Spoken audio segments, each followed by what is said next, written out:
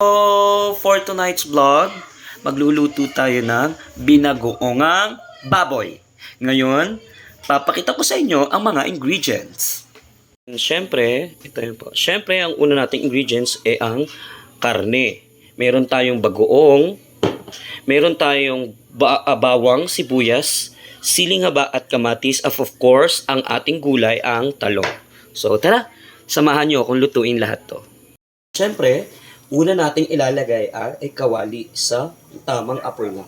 Antayin po na nating mag-init yung kawali, tapos ilagay natin yung mantika. Okay? Yan.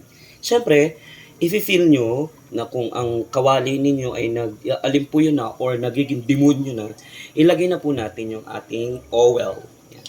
Tamang oil lang po yung ilagay natin. Magpiprito po muna tayo ng talong. Ayan, siguro tama na po yan. Sige, tatdagan pa natin. Ayan. Tapos, antayin po na nating mag-init ulit yung nilagay nating mantika, saka nating ilagay yung talong.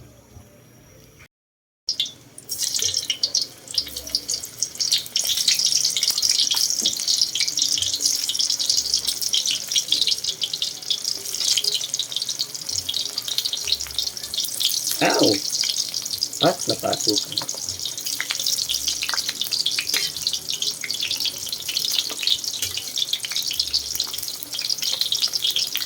Antayin po natin maluto yan. Mag-golden brown, saka po natin ahunin sa kahirapan. Ayan. Pag nakita natin na yung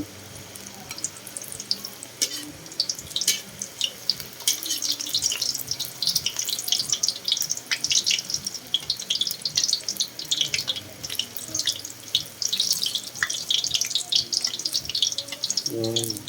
Baliktarin natin. Pag nakita natin golden brown. Ayan. But you can see, ayan.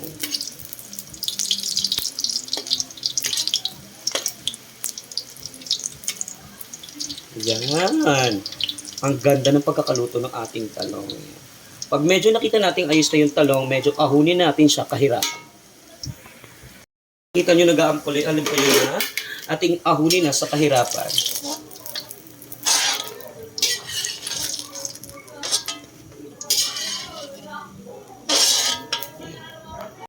Second batch.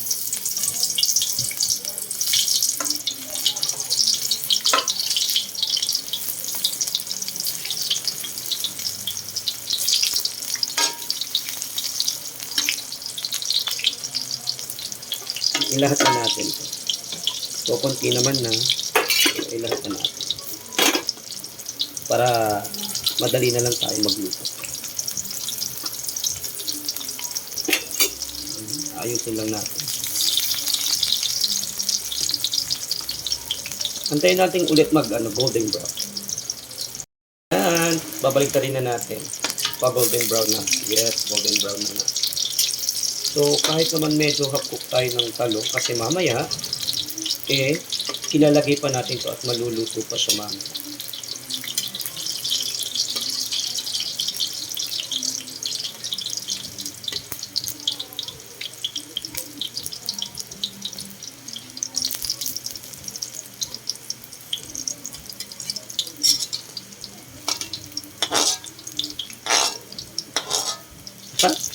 Tagalan na. Second batch, luto na ang ating talong.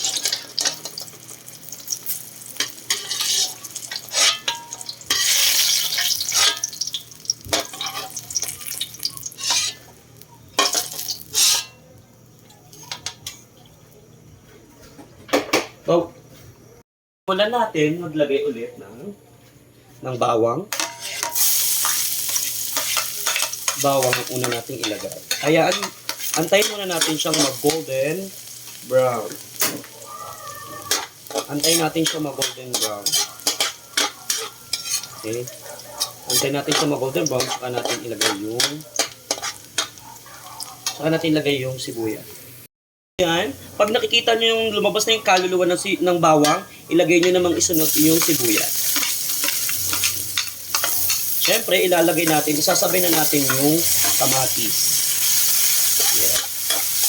Halo-halo. Halo-halo po tayo.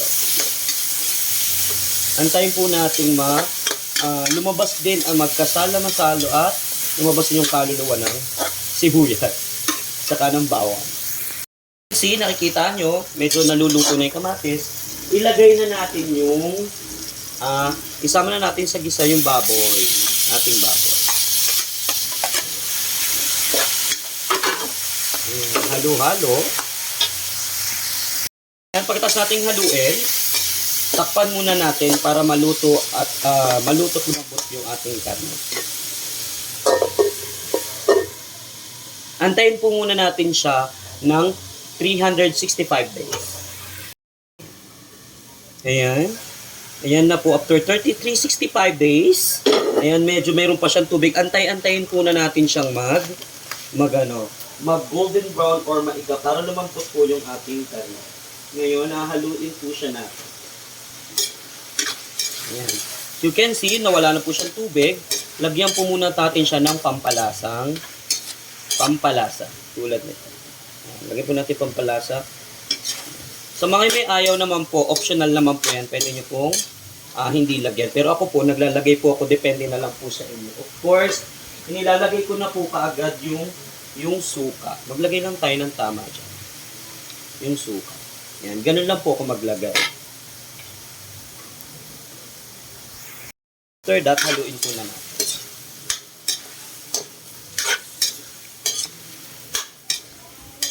Haluin natin. Mag-mix-mix. Yes.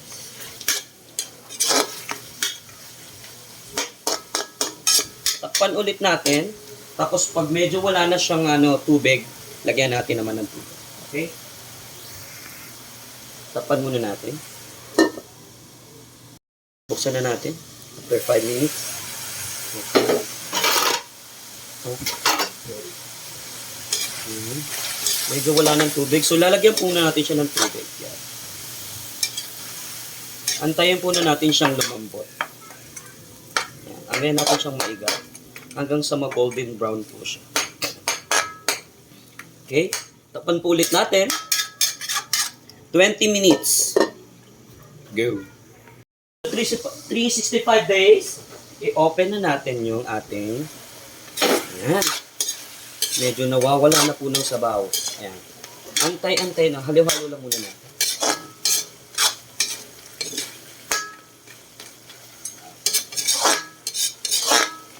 Halo-halo muna tayo. Ayan. Then, antayin po na natin ulit wala yung tubig, tapos antayin natin mag-golden brown. Tapos ulit natin. So, 65 days. Ayan. Wala na siyang tubig. Dahil wala na siyang water, lagyan na natin ng sili. Okay, ito. 4 yung lalagay ko. Medyo may sipa-sipa, di ba? Lagyan natin ng sili. Ayan. Halo-halo. Halo-halo. And then, takpan ulit siya natin. Go. Saan na ulit natin? Sensya na wala po ako pa po. Ayan. Nakikita niyo po, naglalangis-langis na po. Ayan. Ganito, sarap. Ayan. Nakikita niyo po, na medyo okay na po yung ating. Maiga na. Lalagay naman po natin yung ating syempre, ang specialty bagoong, ang shrimp paste. Ayan. Lalagyan ko po siya. Paborito ko po siya. Lalagyan ko po siya ng 2 kutsara. Ay, gawin na natin 3. Ang sarap po kasi pag marami pong ganyan, ang sarap talaga, malasa. Ayan. Info natin.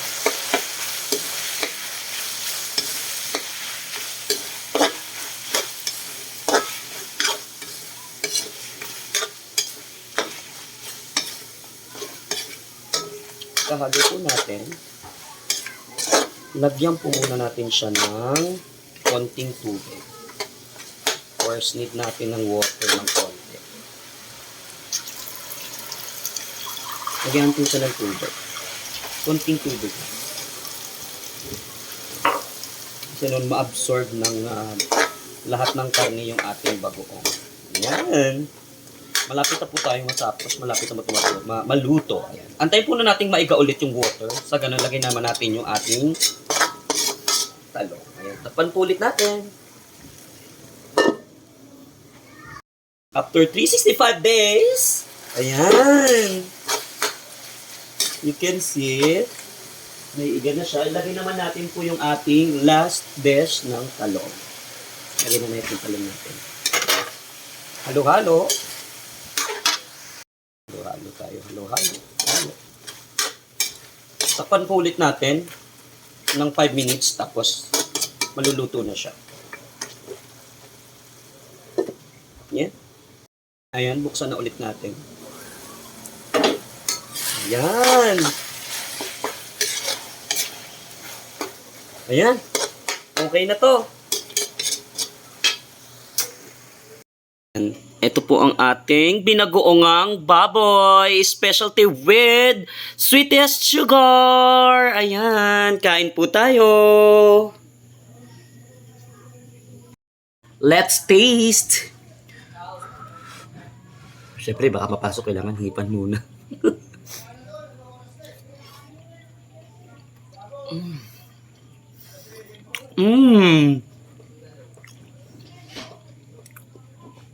First time ko magluto nito, ang sarap. Meron akong bagong dish. Thank you for watching, everyone. I love you. See you ulit po sa akin next vlog.